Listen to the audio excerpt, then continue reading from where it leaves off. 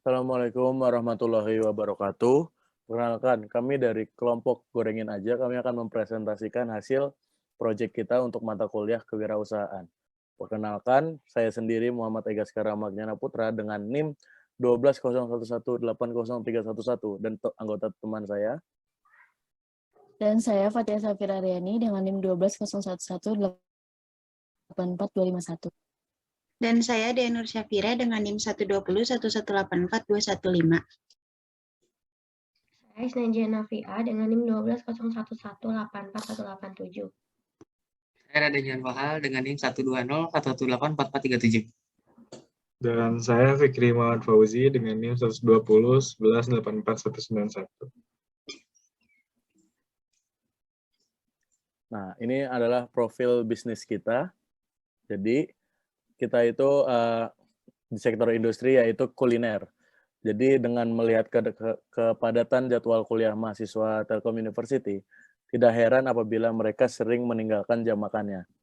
Tetapi karena jadwal yang padat kebanyakan mahasiswa membeli makanan ringan untuk sedikit mengganjal perutnya. Maka dari itu kami semua memutuskan untuk mencetuskan makanan ringan yang simple, enak, dan juga mudah untuk dikonsumsi di tengah kepadatan kuliah.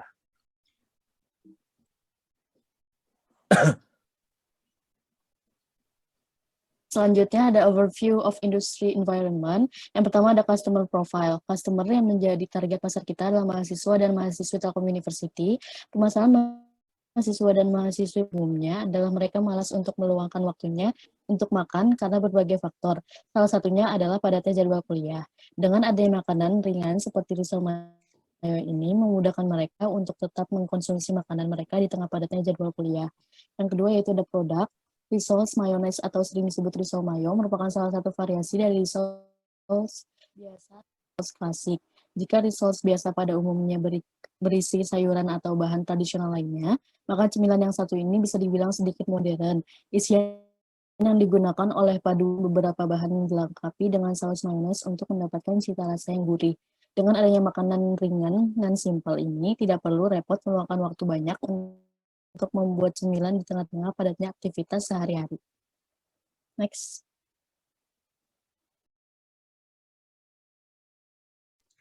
Selanjutnya ada value added. Keunggulan dari produk kami yaitu kami menyediakan risol mayo dengan beberapa tingkat kepedasan dan berbagai macam bentuk seperti bintang, persegi panjang, persegi, dan segitiga. Selain itu juga produk kami ini ekonomis untuk mahasiswa. Selain itu, kami juga menyediakan frozen risol. Kami juga terdapat sistem pre-order dan delivery sehingga memudahkan konsumen untuk menikmati cemilan dengan di rumah saja. Next.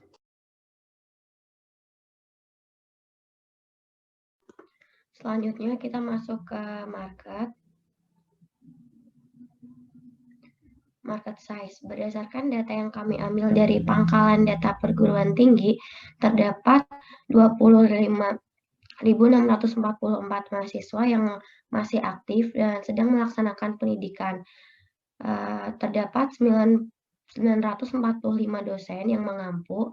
Maka dari itu dapat disimpulkan bahwa market size untuk penjualan risol mayo ini sekitar 26.589.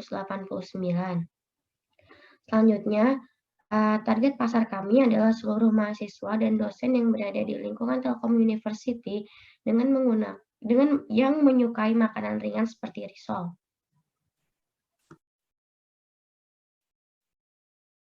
Oke, kita masuk ke bagian competition.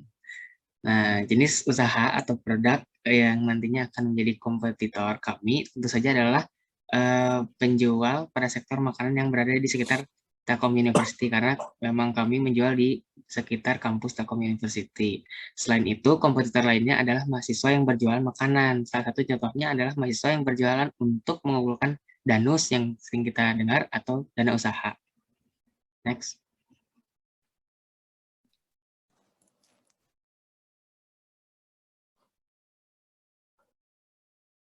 Oke, selanjutnya itu ada sales projection. Nah, pada produksi awal, Gorengan Aja akan membuat produk sebanyak 30 buah dengan harga jual Rp5.000. Nah, berdasarkan hal tersebut, maka proyeksi perhitungan awal pemasukan adalah 30 dikali 5.000 sama dengan 150.000.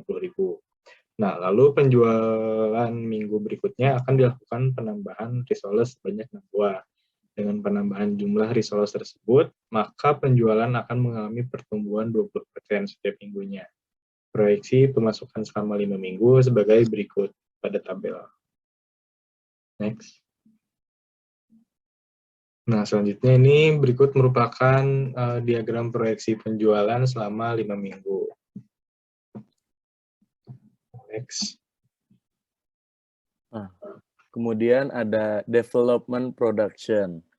Jadi untuk development statusnya itu ada sumber daya manusia yang diperlukan itu telah mencukupi. Kemudian produk kami itu memiliki keunggulan, yaitu terdapat tingkat kepedesan yang berbeda-beda, variasi bentuk dan rasa yang tentunya dengan harga yang ekonomis. Tetapi selain itu kita juga menyediakan untuk frozen risolesnya. Nah, untuk key partners-nya itu ada supplier bahan baku resolers seperti supplier tepung, supplier ayam, supplier smoked beef, dan supplier lainnya. Kemudian ada juga supplier peralatan atau supplier packing.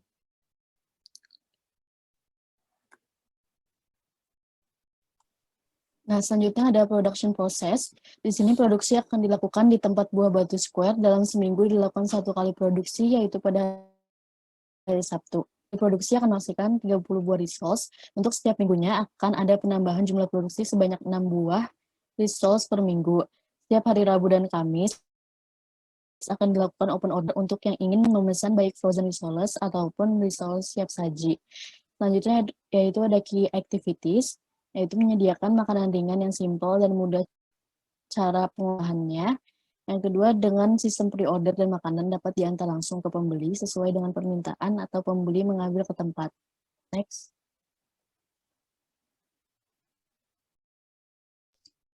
Nah, selanjutnya ada expand and capital requirement.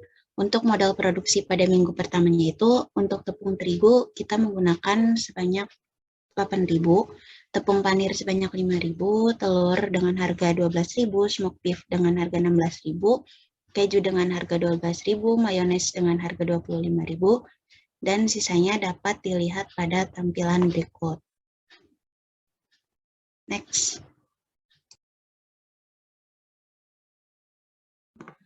Selanjutnya masuk ke organization chart. Ya, itu ketuanya ada Muhammad Ega Skara. Selanjutnya ada administration-nya itu Fatia Safira. Ada divisi purchasing-nya itu Dian Nur Syafira. Divisi produksi ada Raden Johan dan Isna Jihan. Dan marketing and delivery ada Muhammad Fikri. Oke, jadi tadi sudah disebutkan oleh saudari Jihan apa-apa saja struktur organisasi. Nah, di sini saya akan menjelaskan job description-nya ada setiap divisi tersebut. Jadi kalau leader itu dia itu decision maker terhadap suatu pilihan yang berdampak pada perusahaannya itu sendiri. Lalu di bawahnya ada administrasi. Administrasi itu menyusun laporan keuangan dan menentukan sumber biaya.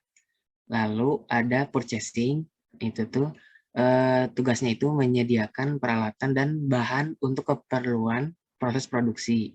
Selanjutnya ada produksi itu sendiri, yaitu mengolah bahan, memeriksa kelayakan produk, melakukan pemeriksaan alat produksi, memeriksa jumlah pesanan dengan jumlah produksi. Terakhir ada marketing dan delivery, yaitu tugasnya mengolah akun media sosial, mendesain dan merancang strategi pemasaran. Next. Nah, selanjutnya ada financing. Nah, financing strategi itu ada dua. Yang pertama itu ada sistem bulk atau package.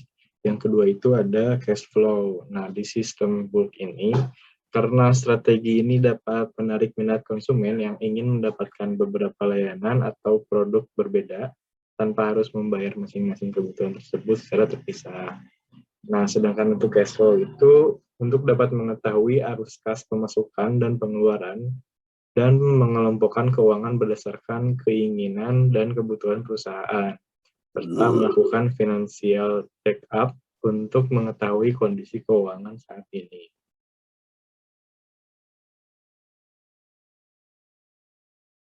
Nah, jadi untuk tadi, jika untung, maka pembagian hasil keuntungan usaha untuk investor tuh akan sebagai berikut, yaitu pengelola usaha memiliki pendapatan bulanan atau gaji dan pembagian keuntungan yang dividen. Nah, yang kedua itu investor mendapatkan pembagian dividen. Tetapi sebaliknya jika rugi, maka pembagian hasil usaha untuk investor yaitu akan ditanggung oleh kedua belah pihak jika disebabkan oleh faktor eksternal, yaitu pengembalian modal setelah dikurangi setengah jumlah kerugian yang diderita. Sedangkan jika kerugian disebabkan oleh kami selaku pihak internal, maka kami akan mengembalikan modalnya secara utuh.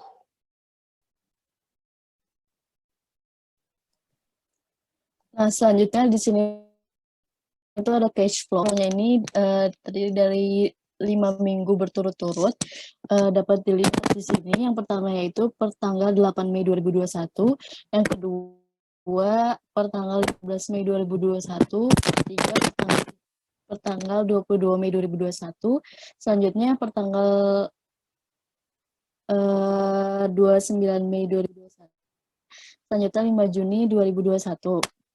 Next.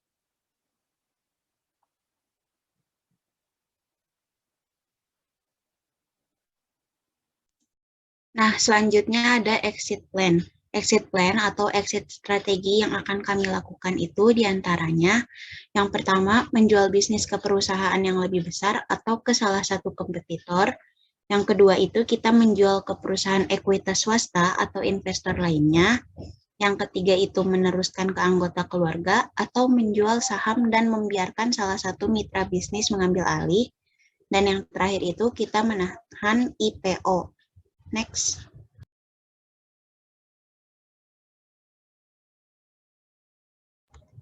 Selanjutnya ada marketing. Rencana untuk mendapatkan listnya yaitu yang pertama dengan mengadakan iklan berbayar, seperti contohnya di media sosial, marketplace, dan iklan berbayar lainnya. Yang kedua ada melakukan iklan gratis. Yang ketiga melakukan paid promote. Cara mengkonversi lens menjadi customer. Yang pertama, tidak membuat lens menunggu lama, mengkualifikasi lens terlebih dahulu, melakukan follow up oleh tim sales, dan memantau sales pipeline. Usaha untuk mendatangkan retain customer sebagai berikut. Yang pertama itu memberikan kesan pertama yang baik kepada customer. Selanjutnya, memberikan pelayanan yang memuaskan, menerapkan segmentasi customer, dan selanjutnya mendengarkan kritik dan saran dan feedback dari customer.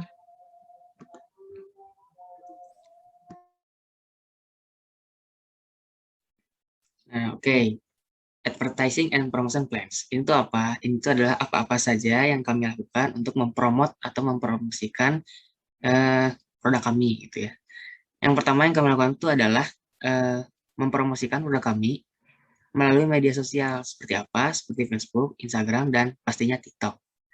Lalu kami itu memberikan kupon, tapi ada syaratnya yaitu kami memberikan satu kupon jika si konsumen ini telah memenuhi transaksi minimal 50.000 akan mendapat satu kupon. Lalu selanjutnya kami juga menerapkan iklan-iklan pada e-commerce seperti Shopee, Tokopedia, Lazada, dan sebagainya.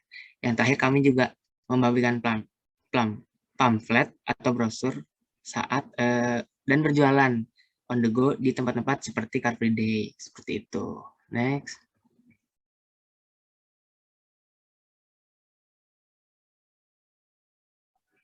Oke, selanjutnya itu how I plan to take advantage of competitors with points. Ada 7 poin ya. Yang pertama itu jadi memberikan kupon kepada pelanggan yang telah memenuhi TNC. Yang kedua itu memiliki variasi bentuk dan rasa, lalu menggunakan packaging yang ramah lingkungan, lalu proses pengemasan menggunakan protokol yang baik dan benar, lalu ada menggunakan bahan baku yang berkualitas premium, lalu menyediakan resoles dalam bentuk siap saji dan frozen food, dan yang terakhir itu memiliki sistem pre-order dan delivery. Nah, sekian presentasi dari kami kelompok Gorengin Aja. Lebih dan kurangnya kami mohon maaf.